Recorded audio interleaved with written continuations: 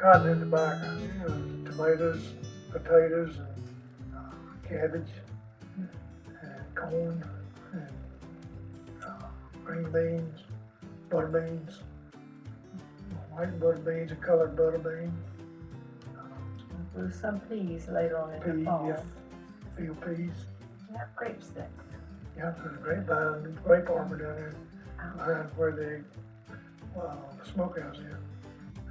And I had a few cows and milked in the old barn is still standing down there. And remember, we used to pick cotton and it came in the fall and was when it matured, and we had bags and we would get a penny for every pound, which we thought was good pay. The bowls, when the bowls would open up, they were sharp. They had a sharp point on them. There's a cotton bowl right there. We didn't grow cotton many years. I do remember, I didn't particularly, we'd pick and our bag would feel like it would have so much cotton in it and you'd weigh it and it would be quite a pound. But it took a lot of cotton to pick a pound.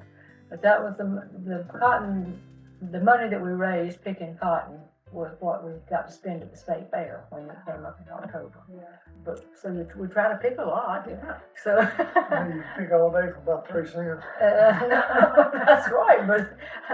But by the time the fair came, we'd have 25 or 30 cents, maybe more.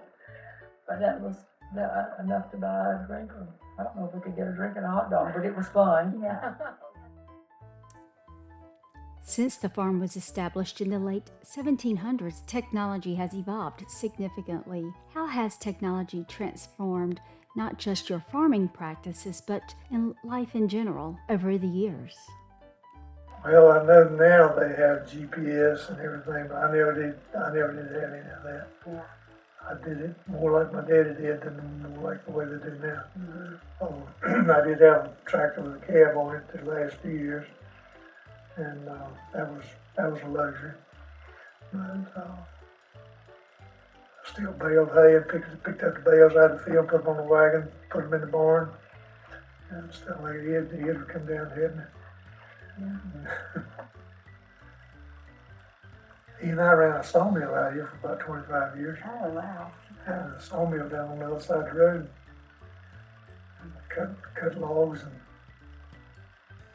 saw them up for different people. I think in those days, in fact, had electricity and telephone. I don't remember when we got running water, and I barely remember when we got electricity. Here, the health department or somebody said you can't sell barnyard milk anymore. Had to build a milk department. That's right.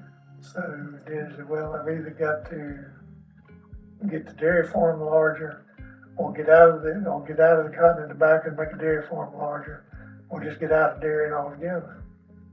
And I told him then, I said, if you get rid of cotton and tobacco, I'll milk cows the rest of my life. And he held me to it. We put in electric milkers in 1954. We milked by hand up until then. In 1954, Daddy went out and bought electric milkers. So we just put them on the milk.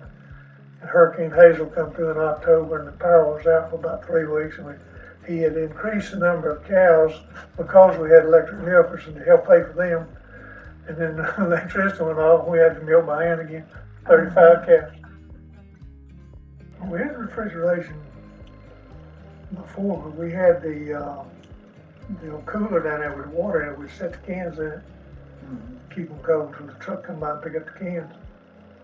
But when did we get we had refrigerated? We had a bulk tank before we had electric milkers. Yes, we milked did. by hand, go in there and pour it in a strainer and pour it into the bulk tank. I remember that. Our dad got sick in 1959. He had TB and was in the hospital until June of '60. And I pretty much ran the farm that winter. And Daddy got out of the hospital and came home, and they had changed the guidelines. You had to put in pipeline milkers. And he said, we just can't do that. So he sold. I tried to get him not to. And I went to school one day and came home and left the cow in the place. And I went into a teenage temper tantrum. I said, if you wait till next spring, I can quit school and I can run this farm. He said, I'm not going to do that to you. He said, you go ahead and get your education. If you want to farm, you'll find a way. And so that's what I did. I remember Daddy had the good idea that we put calves or something in the yard, and that would help take care of the grass and keep things trimmed. But that didn't last but one, so, after we realized all what the results of having calves in the yard would be. Daddy had an old F-12 farm-all tractor. The only tractor he had, but it had iron cleats on the wheels. Pull anything. But when they paved the road by here, came home from school one day and he was out there with a sledgehammer beating the road back down. He crossed it with that tractor and just tore the pavement up. So that's when he had to sell the tractor. He bought a Super 8 farm-all then. That was in 1952, 53. Well, that was after the school bus, because he pulled the school bus out. He used to pull the school bus up the hill over where it was dirt road. Mm-hmm. On a rainy day, he'd take the tractor over and wait down the creek. School bus would come by and he'd hook the tractor to it and pull it to the top of the hill. I live now a dirt road, and it somehow just slipped right off the road. And so I remember Harold Harris was driving, and he couldn't get it out. So he got off the bus and left us all on the bus. And of course, we didn't think about behaving. Like now, you just wouldn't do that. There were no phones. And he walked all over here to get Daddy. And he got his tractor and drove back and they pulled the bus right over the ditch. But, now, I was thinking how that was all he could do, because you wouldn't send a student back to talk to Mr. Norwood. So Harold got off the bus and said, well, I'll be right back. I'm going to see if I can get Mr. Lewis to get this tractor. And even after we had a bathroom, still had an outhouse that our grandfather liked to use. That was it, once he died in '50. So. But you remember when you and I got locked in the outhouse?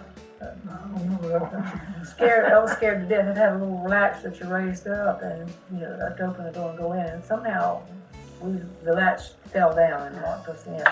Mom and Daddy were working in the garden, but we felt like we were going to be in, and they were not going to find us or hear us. We were both scared to death. But that's what Papa used. That outhouse instead of the one inside. That's what you're used to. That's right. Seemed great, I imagine. It's 58 when we got a telephone, so we didn't have telephone service. Well, the Chapel Hill ran a line out in the earlier 50s. Our father didn't want a line to Chapel Hill because he was more Pittsburgh oriented. And Pittsburgh would be long distance. And he said, no, I don't want a Chapel Hill phone. So we didn't have one. And then we finally did get one. You didn't get one when he went in the hospital, did you? What? I don't think we got one until he went in the hospital. That was in 60. 59. That was in 60. 59 or It was in 59 because he was in the hospital in the spring of 60. He was. That's exactly right. But it was about, I thought we had one, I don't remember. It was long about that time when we got it. Terrebonne used to sit down there where that mobile home is. When Daddy died, the house, this house was up here, Mo was living in that. The only heat in it was 3 fireplaces. Oh, wow. And so I come wood every Saturday and hauled it up to the house for to use the next week. And she did that one when my cousin Raymond came down and lived with her to help keep the fires going. And she decided she just couldn't do that anymore. So then we bought that mobile home put down there. Had electric heat in it. And she could go out and turn the thermostat up and she said, you keep it comfortable in there. She was just happy she could be. I bet She was so. happy, yeah. It was more secure. We had corn shuckings. And that was a big time. It was almost like a big party because the neighbors would come and help us shuck the corn. I didn't shuck the corn, but help prepare them before we were in school, but they were in the fall. We would come home and the yard would be full of people that had corn shucking and a big dinner, and then our dad would and help her, and he was helping on the farm, would go help them with corn shucking. But those were big, kind of exciting times for farm people. Everybody gather the corn, pack it up in a long row, and they say, all the neighbors would get together and say, okay, we'll have our corn shucking this Wednesday. So they'd say, well, I'll do mine Thursday, and they do decide when they're gonna have it. So everybody would show up, we'd shuck corn, and the women would stay at the house, and they'd fix a meal for everybody. Beef hash or something. That was mother did the beef hash. I did beef hash out of it, as I remember. That's and how did was the corn? Yeah, because it was hand.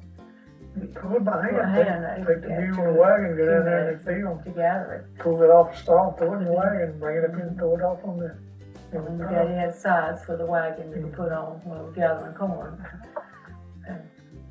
You got any of the old pigs that used it? Yeah, got one there on the mantelpiece. Shucking pig. Put your little finger through that little loop right there, Uh-huh. and hold it in your hand, and you pull it down as corn shucks like that, a red open mouth. Yeah. That looks like it would be hard work. But every year, it was not anything everything was hand done.